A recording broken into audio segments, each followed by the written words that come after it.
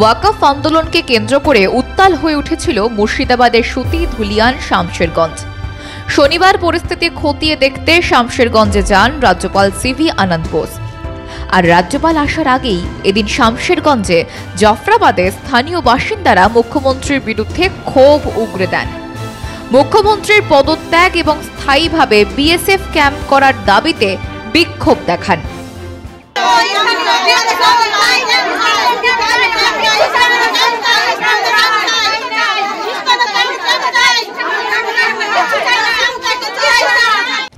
হামলা চালানোর পাশাপাশি খুন করার প্রতিবাদে সরব হন বিক্ষোভকারীরা। হিন্দুর উপরে নৃশংসভাবে খুন করা হলো কেন? মুখ্যমন্ত্রী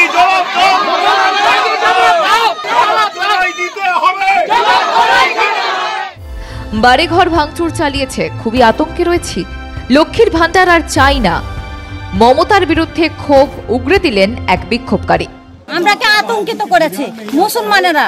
এই মুসলমানদের জ্বালায় আমরা থাকতে পারছি না। মুসলমানেরা আমরাকে জ্বালিয়ে পুড়িয়ে দিয়েছে, আমাদের ছেলেপিলেকে ঘর থেকে বার করেছে, আমাদের জিনিসপাতি গহনা পুড়িয়ে দিয়েছে। আমরা কি খুব ভয়ে আছি। আমরা ক্যাম্প চাই, মমতাকে চাই না, লক্ষ্মী ভান্ডার চাই না, দুয়ারে সরকার চাই না, কিছু আর চাই না।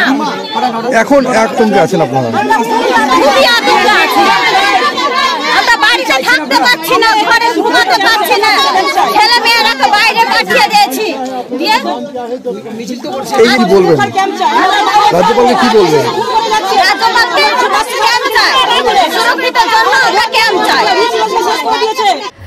বিক্ষোভ দেখানোর কিছুক্ষণ পরই রাজ্যপালের কনভয় ঘটনাস্থলে পৌঁছে যায়।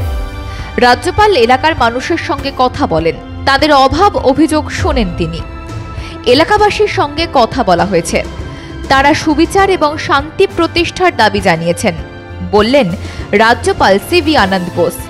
Certainly some other demands or whatever suggestions given by them, all this will be considered.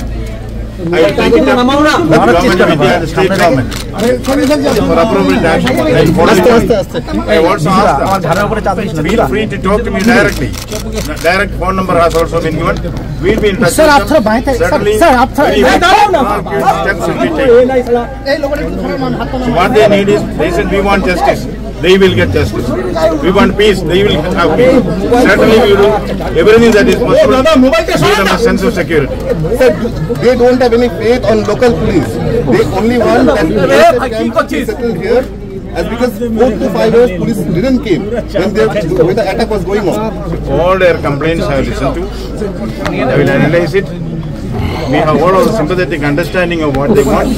We will do all our best to see that they get justice. অন্যদিকে মুর্শিদাবাদের আগে শুক্রবার সকালেই মালদার উদ্দেশ্যে রওনা দেন সিভি আনন্দ বোস। শিয়ালদা থেকে বিশেষ ট্রেন ধরেন তিনি।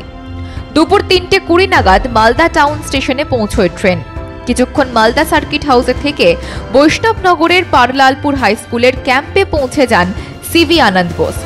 কিন্তু রাজ্যপাল ত্রাণ শিবিরে ঢোকার পরেই শুরু হয় উত্তেজনা। রাজ্যপালকে কাছে পেয়ে ক্ষোভ উগরে দেন আক্রান্তরা।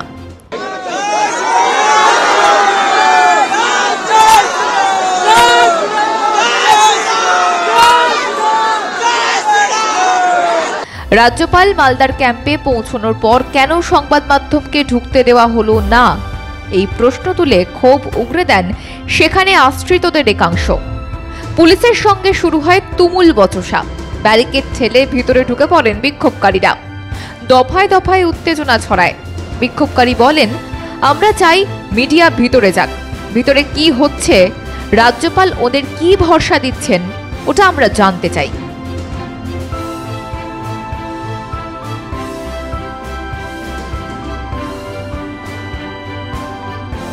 আক্রান্তদের সঙ্গে কথা বলার পর সংবাদ মাধ্যমের সামনে সার্বিক পরিস্থিতি নিয়ে মুখ খোলেন রাজ্যপাল। কোন সভ্য সমাজ এই ঘটনা মানতে পারে না। ভয় নিয়ে কেউ বাঁচতে পারে না। আইন হাতে নেওয়ার অধিকার কারও নেই। আমি রাজ্য সরকারকে ও ভারত সরকারের নির্দিষ্ট জায়গায় জানাবো, সংবাদ মাধ্যমের মুখোমুখি হয়ে জানালেন রাজ্যপাল। Got a feeling that there is kind of jingoistic attempt on the people to establish somebody's supremacy. One section of the community trying to intimidate another section, almost telling them to shut up or put up. That is not the way democracy should function. That is not the way democracy will function. We will certainly take action. Now I could hear straight from the mothers who are the sufferers, the children who also, they talk to me. I talk to the children also. What is happening there is bizarre to say the least. No civilized society can tolerate this. It is going to be a commitment to the people of Bengal. All steps will be taken to see that the road of violence is stemmed here. Violence and corruption. These are the two things which they are raised here. Nobody can live under fear. See, in a democracy like this, it's not theocratic supremacy which should be there. Nobody will be allowed to take the law in their hand. The feelings which are expressed by the women in particular will be taken note of seriously. All that a government can do, all that a government should do, will be done. I will take it up with the appropriate authorities, with the state government and also the government of India. Menace of violence.